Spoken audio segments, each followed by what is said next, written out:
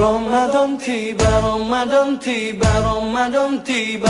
Marhaban ya Ramadan, marhaban ya Ramadan, marhaban ya Ramadan, marhaban ya Ramadan. Ramadan tiba, Ramadan tiba, Ramadan tiba. Marhaban ya Ramadan, marhaban ya. Assalamualaikum warahmatullahi wabarakatuh.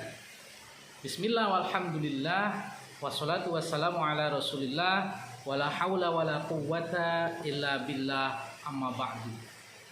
Sahabat finansial sehat yang dimuliakan Allah, alhamdulillah kita berjumpa kembali dalam Omeka, obrolan menjelang buka bersama saya Mumu Mubarak.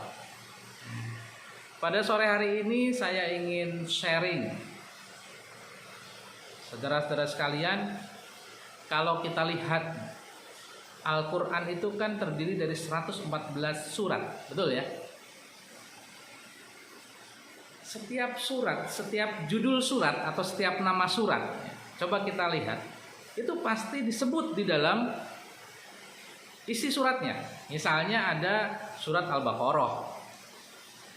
Al-Baqarah itu di dalamnya disebut, di dalam salah satu ayat, ada dalam beberapa ayatnya kata Baqarah itu disebut, karena surat ini menceritakan tentang sapi betina atau Baqarah tersebut. Ada surat Ali Imran, ya di dalamnya memang menceritakan tentang keluarga Imran. Atau yang gampang deh, ketika misalnya kita lihat ada surat namanya surat An-Nas. Kan ada tuh, qul a'udzu birabbin nas. Al-Falaq, qul a'udzu birabbil falaq. An-Nasr, idza jaa nasrullah, disebut di situ. Tapi pernahkah kita memperhatikan ada satu surat, ya, nama surat yang namanya ini tidak pernah disebut di dalam isi surat tersebut? Nah, surat apa coba? Ya, betul. Surat Al-Ikhlas. Coba kita baca surat Al-Ikhlas. A'udzubillahi minasyaitonir rajim. Bismillahirrahmanirrahim. Qul huwallahu ahad. Allahus samad. Lam yalid wa lam yulad wa lam yakul lahu kufuwan ahad. Ada nggak di antara 4 ayat tadi yang menyebutkan Al-Ikhlas? Tidak ada. Padahal Al-Ikhlas itu sendiri artinya memurnikan keesaan Allah Subhanahu wa Ta'ala. Ikhlas. Mungkin kalau kita berbicara atau belajar tentang ikhlas, ya belajarlah kepada surat Al-Ikhlas. Namanya Al-Ikhlas tapi dia tidak pernah disebut di dalamnya. Maka ya, kalau kita berbuat sesuatu kemudian kok nggak disebut-sebut sama orang, jangan marah, karena kalau marah kita jadi nggak ikhlas, ya. Nah justru keikhlasan kita itu di situ diuji. Kalau kita berbuat sesuatu tapi nggak pernah dikenang oleh orang, nggak pernah dipuji, nggak pernah disebut-sebut bahwa itu adalah jasa kita, dah nggak perlu. Kalau kita bisa berbuat seperti itulah yang namanya ikhlas, betul. Tapi kalau Anda merasa marah, merasa tersinggung, gimana sih ini panitia yang sampai saya, tapi saya nggak pernah disebut. Nah, mohon maaf, itu nggak masuk ke dalam kategori ikhlas. Dan nih cari yang lain, yang gampang nih, kita kasih ibarat. Ibaratnya orang ikhlas itu, Anda tahu kelapa. Kelapa nih, Anda kalau ambil kelapa gimana? Naik kan? Naik kemudian dipetik, diapain? Dijatuhkan kan? Begitu dipetik langsung dijatuhkan, ke bawah. Habis dijatuhkan digelundungi, habis digelundungi dicengkiwing. Nah, habis itu dikupas pakai pisau, pakai bendo kan? Wah, dikupas. Habis dikupas dipecah batoknya, airnya dikeluarin, kelapanya dikeluarin, kemudian diparut. Kira-kira sakit gak kelapa ya? Udah dibanting, udah digelundung, kayak udah digolok gitu, kemudian diparut lagi sampai kemudian parutannya diperas menjadi santan. setelah jadi santan kemudian dia dicampurkan dengan air yang lain, dicampur dengan gula, dicampur dengan pandan, dicampur dengan pisang. Betul? Setelah jadi, makanannya terhidang di hadapan kita, apa namanya saudara-saudara sekalian? Namanya kolak. Kolaknya kolak apa? Ada kolak kelapa? Nggak ada. Adanya kolak pisang. Padahal pisang itu datang belakangan. Setelah semuanya tersaji, ya, kuahnya sudah ada, pisang baru masuk, ya, belakangan. Tapi yang menderita itu kelapa, tuh yang sejak dari atas dia sudah menderita. Itu begitu sudah menjadi kolak, itu nggak disebut sebagai kolak kelapa. Tapi kelapa tidak pernah marah. Besoknya ketika mau dipetik, kamu mau tak jadiin kolak, dia protes, enggak, saya nggak mau. Karena kemarin aja saya jadi kolak, saya rela diparut, saya sudah dibanting, saya nggak disebut kolak kelapa. Enggak, kelapa nggak marah. Inilah bentuk orang yang ikhlas seperti itu kira-kira.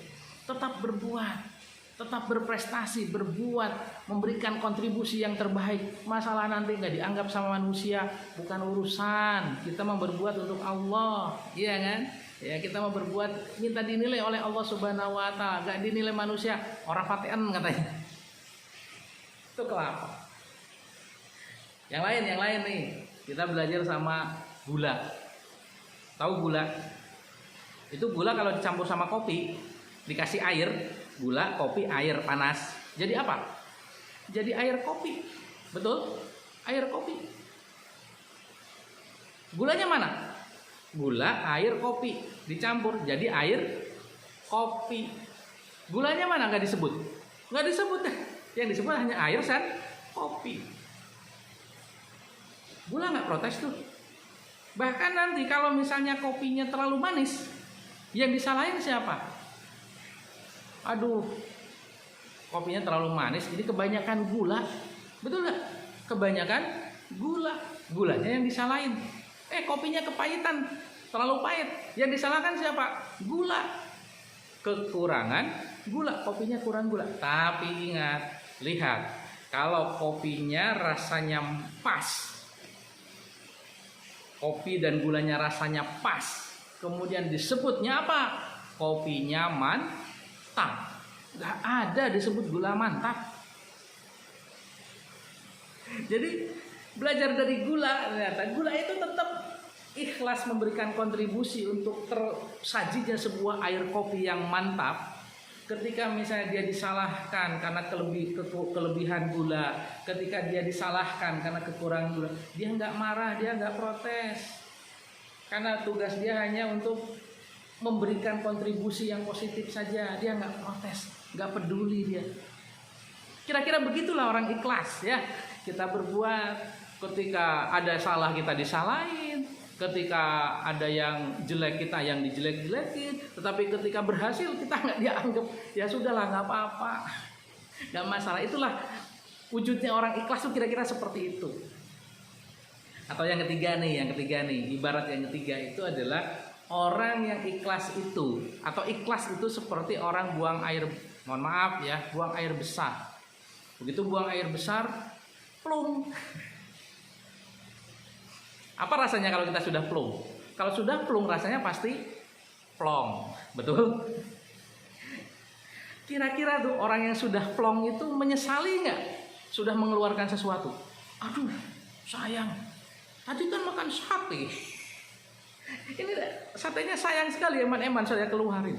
Menyesali nggak? Atau mungkin dia lihat, mana ya? Jangan-jangan tuh satenya masih ada. Enggak. Orang begitu sudah keluar, sudah plong, hatinya sudah plong. Begitu juga dengan orang ikhlas. Misalnya orang bersedekah, plong, plong, plong, plong, plong. Orang berbuat baik, plong, plong, dan seterusnya. Orang ikhlas tidak pernah mengingat-ingat kebaikan yang sudah dilakukan di masa lalu. Makanya kalau sekarang ada orang yang, itu masjid itu, kalau nggak ada saya, nggak jadi pesantren itu. Kalau nggak ada saya yang nyumbang, nggak jadi tuh. Bangunannya nggak bisa sebesar ini. Mohon maaf, itu bukan orang ikhlas deh. Orang ikhlas itu dia akan melupakan kebaikan-kebaikan di masa lalu. Biarlah itu menjadi urusannya dia dengan Allah Subhanahu wa Ta'ala. Baik, saudara-saudara, sahabat finansial sehat yang dimuliakan Allah, Ya, kira-kira begitulah ya, ikhlas itu memang susah digambarkan, tapi kira-kira begitu. Ya, seperti halnya kelapa yang dia berjasa sekali, menderita, tetapi penderitaannya tidak dihargai, tidak pernah disebut begitu kan, tidak pernah dikenang. Atau misalnya gula tadi yang dia siap selalu memberikan kontribusi, tetapi ketika ada kelemahan, ada kejelekan, ada keburukan, selalu dia yang menjadi kambing hitam, dia juga tidak pernah marah dan tidak pernah menyesal. Karena orang yang ikhlas itu berbuat hanya untuk mencari ridho Allah Subhanahu wa Ta'ala, bukan mencari ridho manusia. Demikian yang dapat saya sampaikan atau saya share pada sore hari ini, semoga bermanfaat. Mohon maaf atas segala kekurangan. Wallahul muwaffiq ila aqwamit thoriq. Wassalamualaikum warahmatullahi wabarakatuh.